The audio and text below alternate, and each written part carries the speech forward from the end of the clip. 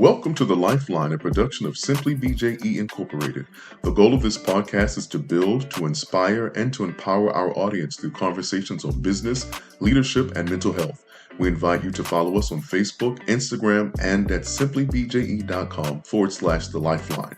Now, let's tune in for today's episode.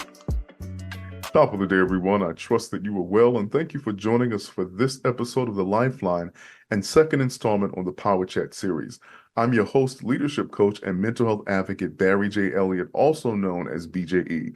You can visit us at www.simplybje.com/The Lifeline, on social media at Facebook, IG, and now on YouTube at www.youtube.com/@The Lifeline Podcast TV.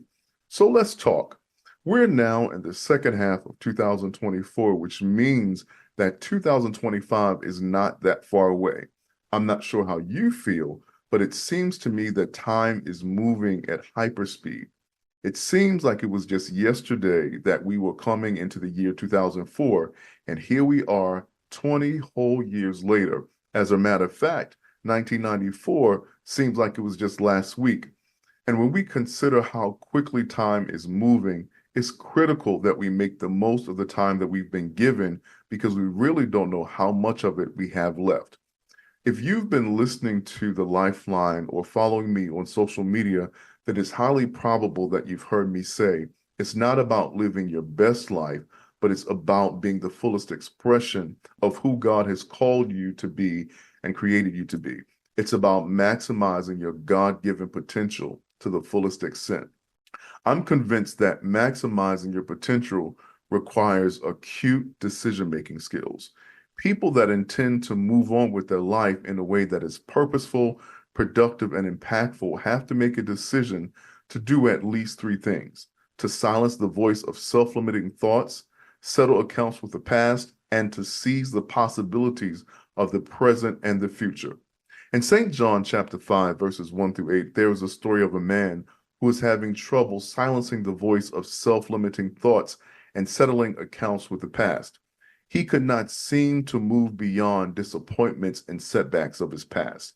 When Jesus approached him and presented him with an opportunity to move beyond his limitations, all this man could do was rehearse the past and past disappointments. Opportunity was staring him right in his face, but all he could do was rehearse and relive the past.